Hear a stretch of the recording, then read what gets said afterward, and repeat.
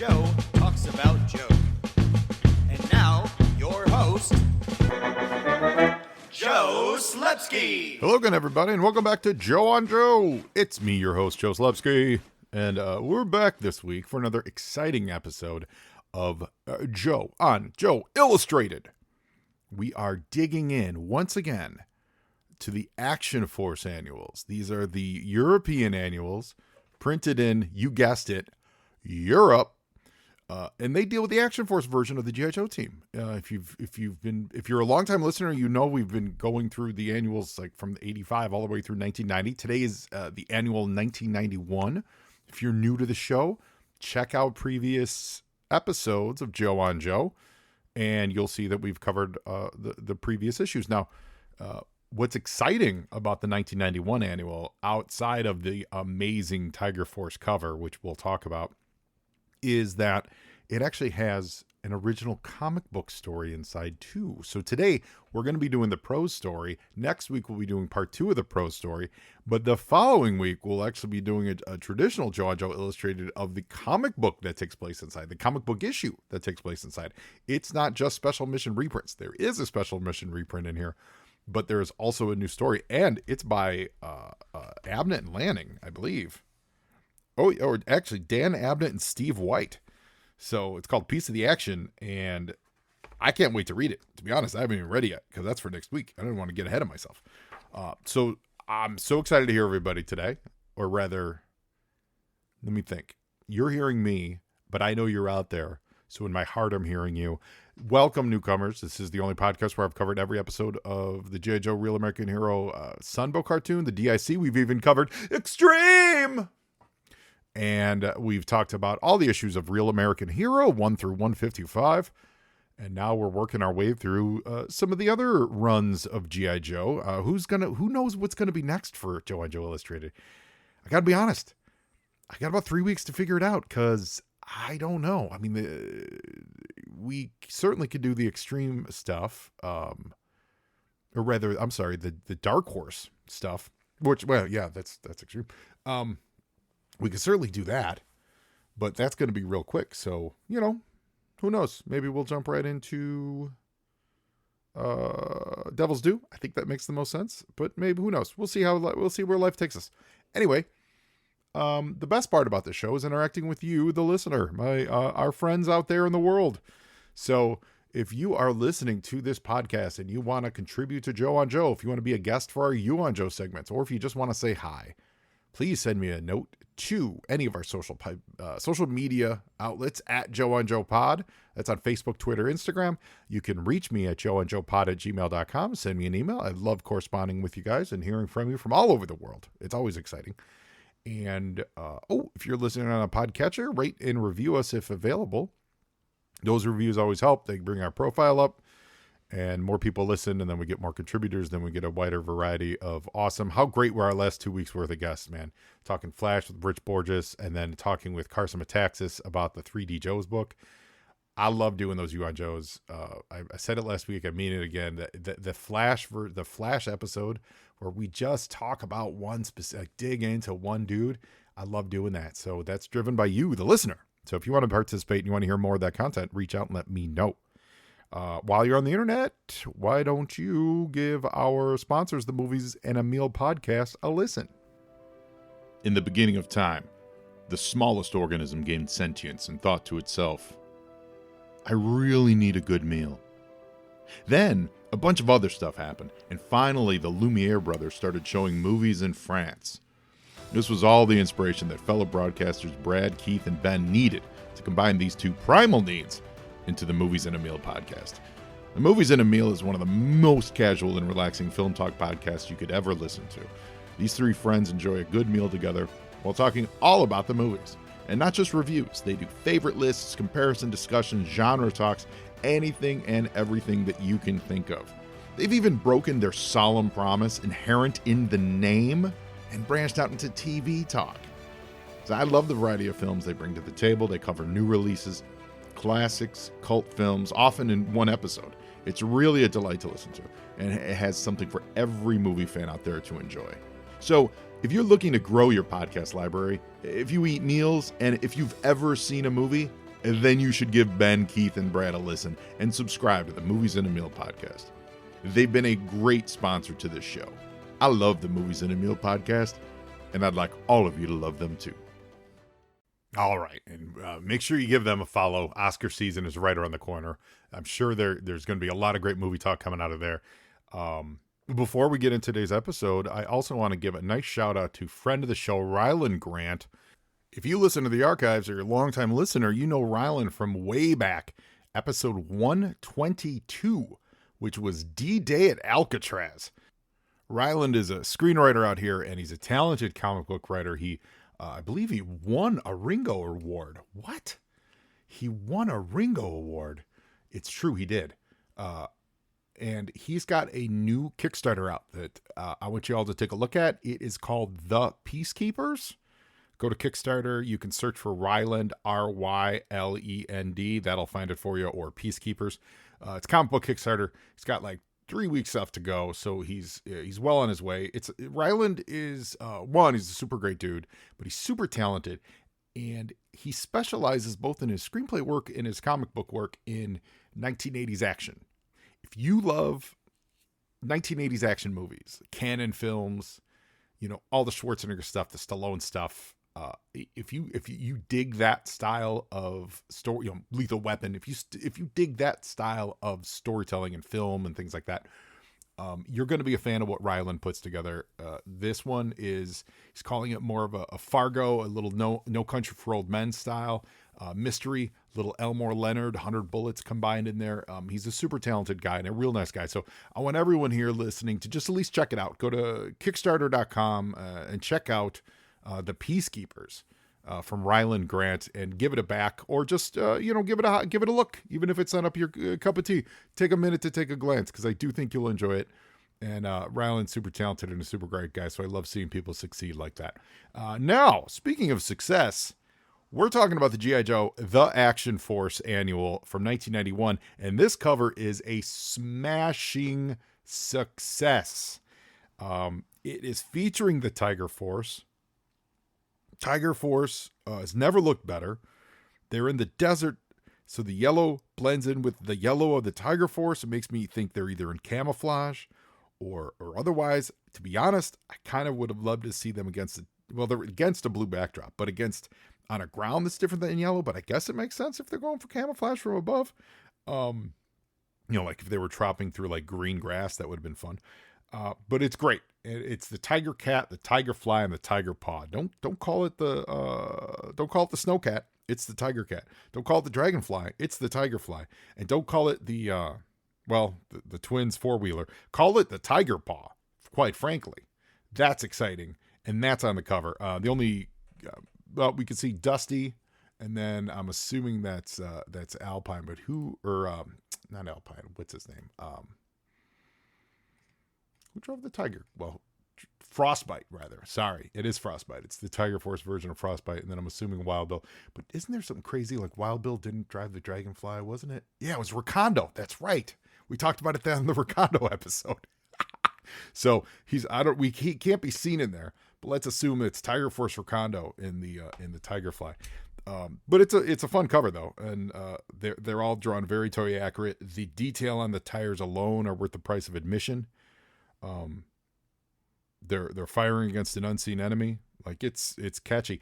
The thing I want to point out though, it is now G.I. Joe The Action Force. Remember, it started with just Action Force, then became Action Force G.I. Joe. This is G.I. Joe Action Force. This is G.I. Joe The Action Force. You can almost imagine a comma there. So it is now fully branded G.I. Joe. You open up the inside cover. It is a lovely 2-page spread. I don't know who drew it. I don't see any names anywhere. But it is a really fun rendering of all the figures and vehicles from 1990/91 era, right?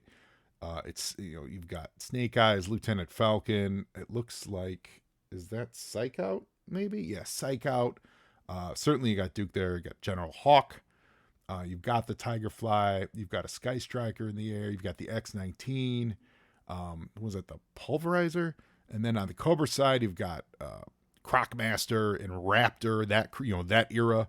You've got a regular Viper, you've got a Techno Viper, you've got a Televiper, you've got some Trouble Bubbles, you've got the sorry, it's escaping me. The red Viper with the jetpack thing. He's flying around. You've got Zanzibar on his pirate skiff. You got a Fang in the sky. You've got Cobra Commander in his armor gear look. It's great. It's fun. And what I love about this is it is one of those drawings that is just simply meant to represent everything involved. Like there's, it's not, like they're so close. This is not a fight. This is a showdown, right? It's reminiscent of those style, the homage covers. They did them a lot in X-Men, but I know they weren't the first to do it. But where one side of the team's on one side of the picture and the other, it was like X-Men like 98, or was it even 100? X-Men 100? Where you got some of the old X-Men on one side and the new X-Men on the other side. That's one of the more classic ones. But it's been done for years. I think it goes back to the early Justice League stuff. I honestly don't know the first place that was ever done. Probably goes back to the Golden Age, I imagine. It's a pretty simple concept, but it's a fun concept where everyone's squaring off in a manner that would never happen. But that's what's happening here. And it's a lot of fun. The detail on all of these figures is to be commended. And let me make a quick amendment, actually. We do know the cover artist. The cover artist is identified on G.I. Joe fandom as Robin Smith. And Robin Smith did a lot of Action Force. Did the G.I. Joe annual 1992. So I think that's got to be the Action Force. Yeah. Did the cover for the 1992 Action Force annual. Which I don't have, so I need to get on it and get that. I think the last time I checked, though, it was kind of expensive. But that shouldn't stop me. I don't know if that means Robin is the artist on this piece of artwork that we're talking about, though. If they are, awesome. If not, whoever did this, awesome. Really, really great detail. From like buckles to rivets on Cobra Commander's, armor, to the tubing, like to the buckle on the Viper's forearm is detailed. Everything's detailed. The guns, like this honestly, if you get a chance to look at this, really nice detail. They do, again, very much like a lot of these Action Force stuff. They look like toys. They really do look like toys come to life. They don't look like a real rendering of a real airplane or a real Fang, etc. They look like toys that are posed to play, and I appreciate that. The Fang the Tiger Fly looks like a toy Tiger Fly instead of like a real helicopter, and I appreciate that. And that's been the aesthetic for all this Action Force stuff that we've been covering. So I like that it's continued. So yeah, it's cool. It's nice color. It pops. They don't overdo it with the Tiger Force stuff. There's only one Tiger Force vehicle. The rest is kind of there. It's great. I mean, the detail of the bombs on the Rattler are really, really great. Although I think like perspectives are way off. If the Rattler's on this side, that must mean Zanzibar is like enormous. If you look at this picture, Zanzibar's got to be huge. Anyway, but setting that aside, again, toy size. So I think they were working from toys. I really, really like this picture. So we move inside. We get the table of contents, and we've got Mexican Holiday. Mexican Holiday was a reprint from an issue of Special Missions number 27. So that was written by Michael Fleischer, pencils by Javier Soltares, and that opens up the book. So we go forward about 22 pages, 25 pages, and we get our, is it our first one? Or did I miss one? No, that's our first one. We get an intelligence profile. We'll read this one today. Codename Outback, and they have him rendered in his Tiger Force look, which, by the way, listeners, if you didn't know this, and I mentioned it a bunch last year around this time, or actually around like late spring. If you play WWE 2K23, last year's WWE game on PlayStation or Xbox, you can download a lot of G.I. Joe skins. I think I haven't touched it in a few months, but I think I got near 80 or 85 or something like that. You can do up to 100. So it's been in the back of my head to go back and finish those final 15. But I did a lot of G.I. Joe stuff, and I think they look really good. I would spend a lot of time getting a lot of the detail right, and one of them that I did is Tiger Force Outback, and he has his full tiger on the front of his shirt. I think it pops.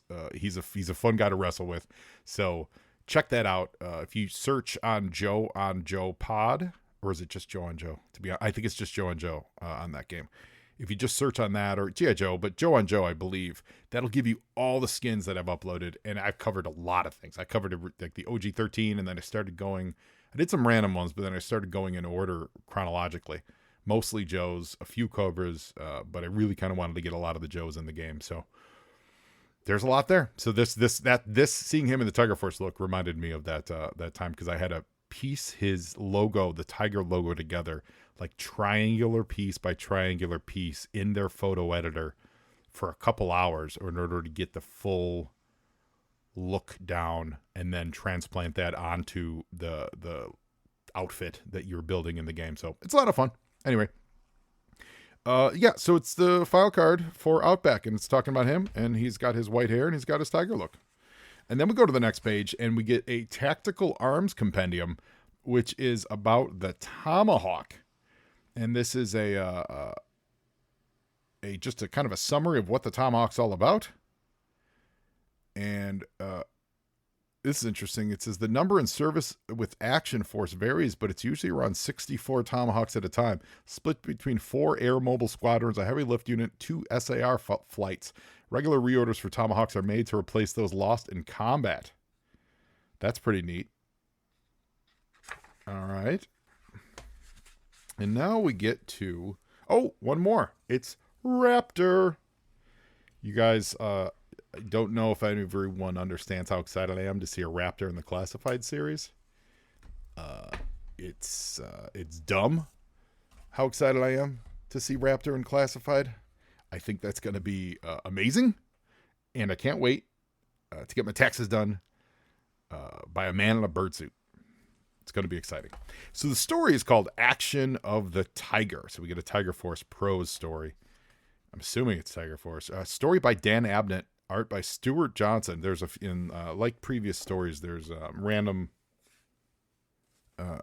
images, it's not fully comic book, it's just random illustrative pictures to kind of help the narrative along. And yeah, sure enough, it's a lot of Tiger Force action. So we're going to get this story going, and colors by Yoon Peters. So the first image is the X-19, the G.I. Joe stealth fighter, and it's zooming over some city in the desert. Could be like a Las Vegas style. I'm assuming it's more something in the Middle East, but we're going to find out. Wednesday, 06:23 hours, open desert, 290 kilometers east of Amman, Jordan. I was right. It was in the Middle East. They'd flown into some of the most troubled airspace in the world after dark, taking a long, hard look at the turbulent cities of the Gulf states, and turned for home without a soul noticing. State-of-the-art stealth technology kept the plane hidden from any watching eyes, make it an invisible, silent ghost. In the confines of the cockpit, Scarlett smiled with the satisfaction that her first mission in the massively secret Action Force stealth fighter had gone so smoothly. It had a lot to do with her pilot, she reflected. He was the best stealth jockey Action Force had, and in a strange way, was as silent and as invisible as the plane he flew. She was damned if she could ever remember his name. Thingy was the best, though.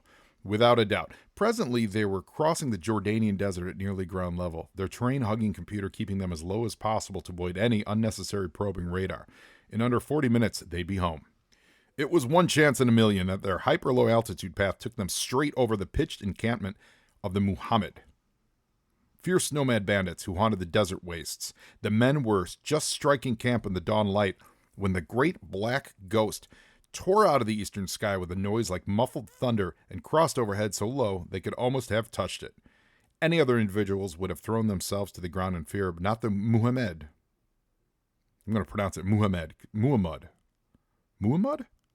I'm going to say Muhammad, guys. They turned as one and rattled away with all the small arms fire they could muster at the noisy intruder to their morning peace.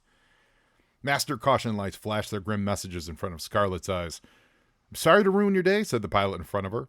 But that little brush with the locals must have punctured our wing tanks, including the reserves. We've just dropped from a quarter laden to an empty in as little as under 3 seconds. As if to emphasize his words, there was a grumbling complaint from the engines. Scarlett shook her head in disbelief and glanced at the unwelcoming desert that seemed to reach up to meet them. Away behind, the Muhammad raised a throaty cheer as they watched the flight of the wounded bird and, brandishing their rifles high, leapt upon their horses and trucks and stormed off to find the place where she would come to rest. Wednesday, 08:52 hours, Military Command Center, Amman, Jordan. Colonel Sharoof, CNC Command Operations, Amman, shooed 3 withering non-coms with sheaths of paperwork out of his office and sat back to sip his coffee. At this hour of the day, red tape could wait a while until this particular officer was fully wide awake, mused Sharoof. He considered curling up on the office sofa for another half-hour's doze, an option he was about to take when the door opened and a young officer stepped smartly in. I said no interruptions, growled Sharoof over his mocha. He's drinking a mocha. Dismissing the intruder with a wave of the hand. Be off with you. In 1991, you're drinking a mocha? But the young man shut the door insolently and stepped up to the desk undeterred. Sharoof boiled in his seat. Early mornings and anger had never combined well in his family. Get out! Get out! He rasped. I'll have you on charge for this. Who's your section leader? Sharoof was... What's your name, soldier? Sharoof was about to add. Why don't I recognize you, to his list of questions when he noticed the 9mm Beretta Parabellum trained at his chest, and he shut up and sat down smartly. I'll be brief, Colonel Sharoof, said the slim gunman. I'm an agent for an important foreign power. Early this morning, one of our most secret fighter aircraft went down in the deserts of Jordan, and we plan to recover it as soon as possible before it falls into the wrong hands. There is no time to go through proper diplomatic channels and authorize a recovery mission. I am here to obtain your word of honor that you will not hinder our team during this time in the Jordanian territory. The figure holstered the pistol. Perhaps this will make your reply easier. Sharoof squirmed in his chair. If the matter is this sensitive, then some arrangement could be reached, he began. Speed is of the essence, Colonel, and secrecy. All manner of people could be listening. Sharoof stared at the intruder. Jordanian army security is unimpeachable, and I assure you, your masters can trust our confidentiality implicitly. Don't overestimate things, Colonel, said the intruder, sweeping off his hat and letting long brown hair fall loose from a retaining net. Oh, it's Lady J. She smiled at the colonel. I got in here, and I'm a lone European woman. Who knows who else may be watching? That's right, Lady J, the lone European. Sharoof gulped noisily. Tell me what I need to know, he said. High above, in a fan-light window near the office roof, a large bird perched unnoticed, cocking its head at the tableau beneath. The bird, a powerful Arabian hawk, wore a plastic collar on which a miniature vidicam purred to life. And in the darkness of the rafters further up still, unseen by other humans or birds, the Cobra Ninja Storm Shadow allowed himself a cruel smile. At this point in time, Storm Shadow was working with the G.I. Joe team in the American comics, but over in Action Force, he was still with Cobra. Wednesday, 11:32 hours, northern Saudi desert. The chow roadblock was throwing together was just beginning to smell really mouth-watering when bad news fell out of the sky at their feet. Wild Bill, lounging on the canopy of the Tiger Cap with his hat pulled low to keep out of the blistering sun, recognized the bad news by name even before it had hit the dirt. Executed a perfect rolling landfall and gathered up his fluttering lines of its halo parachute. Bad news was a huge figure of a man who ought to have a crater despite the chute. Wait, is bad news a guy? What? Well, I'll be, muttered Bill, pushing up his brim and sliding off the cat. It's old Duke himself. Okay, so Duke was the bad news. Got it. Duke, the legendary first sergeant of the Action Force Battalion, wandered into the camp as if he'd just gotten off the bus. He ignored the astonished looks the troops were shooting him. He didn't even bother with a greeting. Gather around, he snarled. Y'all here? Lifeline, tripwire, roadblock, psych out. Outback, Wild Bill, Frostbite, Tiger Force, check. Where else would we be, sir? Began Frostbite. There's nowhere else worth going in this stinking desert. Duke shot him a look that would have silenced a howitzer. Listen up, he went on. We have a major situation going on 500 clicks over the border in Jordan. I know you fools are midway through experimental training out here, but you're only remotely mission-ready team. You're the only remotely mission-ready team in practical distance. I have sealed orders and an Alpha Plus clearance from Hawk himself, not the Hawk that was in the room with Storm Shadow. Saddle up. We're going to work. There was utter stillness. "I said now," bellowed Duke, and all at once the 7 troops were on their feet, snatching up packs, kicking out the fire, heaving up guy wires, rolling tents, and stowing all their scattered junk in the hold space of their vehicles parked around. Only Psychout approached Duke, admittedly whilst stuffing his sensitive gizmos into a hold-all. "With respect, Sergeant," he began, aware that Duke was glaring at him in the way a mastiff watches the approaching postman. This team has only been together for 6 days for the purpose of testing out the newly refitted vehicles. I've been along expressly in a supervisory role to observe stress inducement in the training period, sir. Tripwire's clumsiness drives Roadblock mad. Outback's antisocial fits annoy the most of the others. Frostbite has a serious environmental problem and has made 3 requests to be transferred back to the Arctic. Wild Bill and Lifeline are up most of each night arguing about merits and demerits of the Beatles versus the Rolling Stones. In short, there's a lack of team spirit, organization, drive, and dedication. My report was to have concluded that this team never be assigned together for active duty, as its cohesion and reliability in any combat scenario could not be remotely guaranteed. There you go. That's my Psychout. Duke nodded slowly. Your observations have been noted, Lieutenant. And? Inquired Psychout. Needs must, soldier, shrugged Duke. Like it or not, you're looking at Tiger Force. Wow. Cute tiger sound effect. Wednesday at 16:22 hours, a nomadic camp in the open desert of Jordan. The first cluster of RPGs burst like thunderbolts and ripped sheets of fire up the sides of the tents. Chaos surged through the nomads, who scattered, yelling as more falling grenades opened their stockade and sent their precious horses stampeding away. Then, out of the swirling smoke came staccato bursts of automatic gunfire, whipping all around in panic. Red figures walked out of the smoke, stalking slowly forward, firing sporadic selected blasts from their massive sidearms. The few nomads who tried to resist found their musket balls bouncing feebly off the Kevlar armor of the Crimson Guards, just before a deadly accurate 3-round burst of tipped caseless ammo came their way. The Baroness leaped down from the turret of the leading Cobra APC and held up her hand. Enough. Find one who can talk. She stood waiting, wiping a fleck off her large glasses, her pale, fatal beauty apparently unaffected by the sweltering heat. Like a phantom, Storm Shadow stepped up to her side. This wasn't necessary. I told you and Cobra Commander that is the Muhammad. I'll get it one day. The Muhammad bandits who have what we seek. These are not the Muhammad. Indeed, replied the Baroness, but they will know where the Muhammad are. Time is of the essence. If Destro finds the down stealth plane first, it will be the most galling for Cobra to have to buy its secrets back off of our own arms supplier. You yourself reported that the train hawk of this minion raptor was observing the very meeting you spied on. Destro may be closer to the Muhammad than ourselves. A Crimson Guardman dragged a quaking nomad up to them and threw him at the Baroness's feet. We seek the Muhammad, said the Baroness perfectly in the nomad's native tongue. Where can we find them? The nomad harbored no thoughts of withholding information. West of here in the desert, a great auction in Tetrad, the Dead City, 2 days' time. It's so like Sala. The Baroness smiled as she turned to Storm Shadow. The Muhammad are selling the spoils to the highest bidder in 2 days. Get the convoy moving at once. Head west. She clambered back onto the APC. They will not be able to resist our bid. It's like, it feels like an offer they can't refuse. Wednesday, 18:03 hours, Desert Road in the Saudi-Jordan border. Hold it, bawled Outback into his comlink. Blasted thing's doing it again. He slewed his camo-painted tiger paw to a halt and pulled up alongside Roadblock, astride another paw.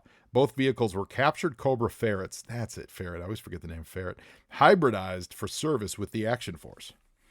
Well, mine sounds sweet as a nut, smiled Roadblock sweetly, revving his machine pointedly. Outback whirled and began a spiteful retort, but was quickly choked into coughs by the black smoke pouring out of his own vehicle. Behind them, the Tiger Cat pulled up. The cat was a big ex-Arctic snowcat, radically converted for temperate operations. The rest of the team were riding on it, all except Wild Bill, who circled overhead in his customized Dragonfly chopper, the Tigerfly. But it's supposed to be Recondo. Anyway, I mean, it's not supposed to be Recondo, but, we've covered this. Duke leapt down from the cat and took a practiced look at the offending ferret. Cobra junk. Scrap it. We're losing time. Outback, ride up on the back of the cat with us. There was a chorus of disapproval. It's crowded enough up here, called Lifeline. He's not coming anywhere near me with those socks, put in Frostbite. Sir, said Outback, I'm afraid that the oaf tripwire may knock me off the back of the cat if I ride up with him. You gotta be a jerk to trip. That's your problem if you can't keep your junk in working order, interjected Roadblock. You were the one who wrote this thing to death, wailed Outback. Duke gritted his teeth and found Psych Out had caught his eye. Psych Out, if you say I told you so, you can walk to him on. Outback, get up there. You guys, shut up now. Frostbite, start the engine. This is not a school outing. This is serious. Move it. Leaving the smoking four-wheeler in its wake, Tiger Force moved on. I really hope they would have set C4 to it and destroyed it. Anyway, Wednesday, 2120, the Sacred Light Hotel in Damascus, Syria. The hawk wheeled against the sunset and came to rest on the outstretched fist. Raptor cooed at his pet, put on its leather hood, and placed it on the freestanding perch nearby the hotel balcony. We should move now, he said. Is that good accountant speak? The Muhammad have arranged an auction in a place called Tetrad, an ancient ruined city in the Jordanian desert. The auction will be at noon on Friday. Cobra and the Action Force team are both closing in on them. My birds have told me this much. We must go directly to the Tetrad and beat them to the kill. Raptor turned to his master. Don't you agree? Destro, his mask glinting in the sunset, brooded silently for a moment. Your information is comprehensive and excellent. We could take the prize from under their noses right now. But much could be gained in addition if we were to play the sides against each other. He turned and gazed out over the Damascan roofscape. We deploy 3 squads of my Iron Grenadiers secretly in Tetrad. Then we attend the auction in an apparently legitimate role, to bid against Cobra and any other arms buyers. Sooner or later, both Cobra and Action Force will have to make their move. Bloodshed will ensue. Let them destroy each other. At the end, we move in to claim our prize with the added bonus of having several obstacles removed for us. You hold a particular grudge? Mused Raptor. Action Force and Cobra are both fools. It would be satisfying to see more of their operatives expended. As for a grudge, you tell me the Ninja Storm Shadows with the Cobra team. He is the only pawn of Cobra commanders that I respect and fear. If he should chance to, quote, fall in the firefight at Tetrad, then the path to Cobra Commander, his pallid throat will be cleared for me without having to bloody my hands. Storm Shadow will die, be sure of it, snapped Raptor. Destro shrugged. They will all die. Cobra, the ninja, this Duke. You don't know who Duke, you gotta call him this Duke, you know who Duke is. And his squabbling goons. Perhaps the Baroness I will show mercy. But she is the exception. The others will not leave Tetrad alive. A Wednesday, 23 hours in Tetrad in the Jordanian desert. This city was ancient and vast, lost to the desert centuries before, but tonight it was not empty. The great square resounded with the sounds of merrymaking. Tents were pitched, fires were burned, and horses stood in wide corrals. Up on a makeshift stockade at the far end of the square, Scarlet and her resolutely anonymous co-pilot tried to find a comfortable way to sit in their shackles. What do they do when they finished feasting? Scarlet muttered. Feast some more, replied her companion, from the gloom. They've got a lot to celebrate. The money they'll raise by selling the stealth plane will allow them to buy the latest armor and firepower, and then there'll be a serious problem for the Jordanian army. Selling the plane isn't all I'm worried about, returned Scarlet. A red-haired Caucasian woman? That's a real harem novelty. Probably get more for me than they do the plane. Chin up, said Thingy. We're not dead yet. Scarlet sneered. That's what bothers me. We're talking about human trafficking in Action Force 1991. People! Finger on the pulse of the human trafficking. That's it for the first part of the exciting story that I forgot the name of, and it was called Action of the Tiger. Fun. I like it. It's a clear mission. It's an easily understood mission for the team. I really do like the whole psych out thing of him being like, this team's a bunch of yahoos and no one can get together. That's fun, especially in a relatively packed roster of story. You've got Cobra, you've got Destro, you've got Tiger Force, and you've got Scarlet and the I know is Ghost Rider, but they're not using his name because they're playing into that. No one can remember his name. So you've got like 4 different groups, and then the Muamud.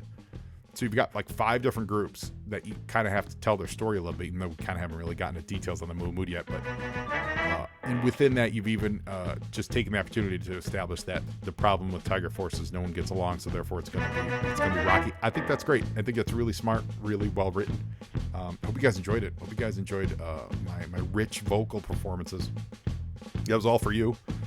Thank you all for listening. Come back next week for part 2. And have a great week. Now you Joe, and Joeing is half the battle.